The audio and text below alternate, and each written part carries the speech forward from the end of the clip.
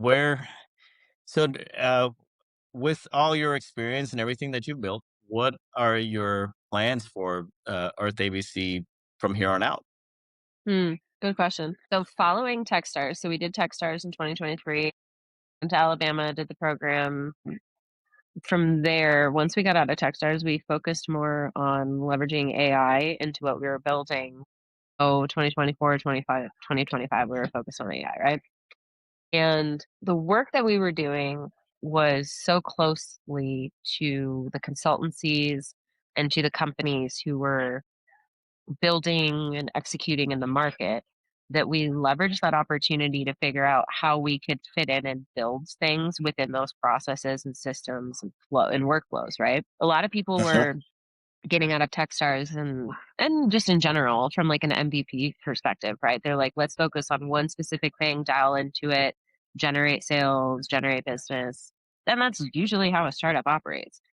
But I kinda saw a different picture, and maybe I'm wrong for it. I guess we'll find out soon. I focused more on how do we go the fullest extent into the entire ecosystem of the market and focus on different applications that we can create, and so what we ended up with is a climate operating system that has multiple applications that achieve various different things, right? So, like, one of them is, like, an RFP generator without human intervention.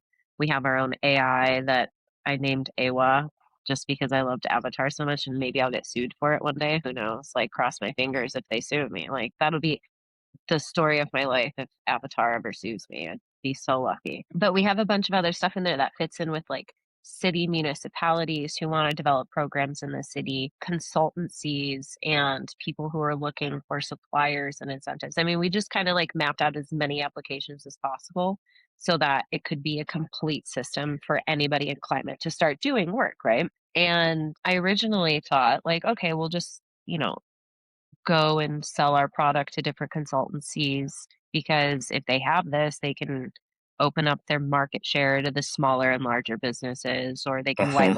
they can white label it out to their clients, right? And I think it was like August 2025 it came around and I started thinking a little bit more after having a conversation with a pretty big consultancy.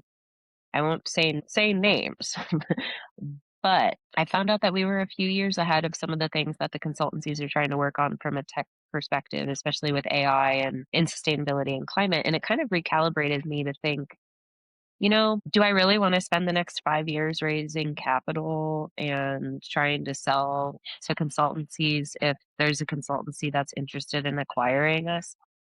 Right. You know, and so Yeah. that's kinda where it shifted in August, and since then, it's been a lot of thinking for me, if I'm being honest. I feel like I've, like, let my team down for making this kind of decision, um, like, disappoint the trajectory that I was on with investors. I don't know, but all I've been thinking about is, do I wanna spend 5 to 10 years fundraising, building, competing in the market, or do I want to get everybody a payout and take an acquisition for Earth ABC and put it in a place where it's going to succeed because it has more money, because it has a bigger entity, it has the data it needs that we built it for.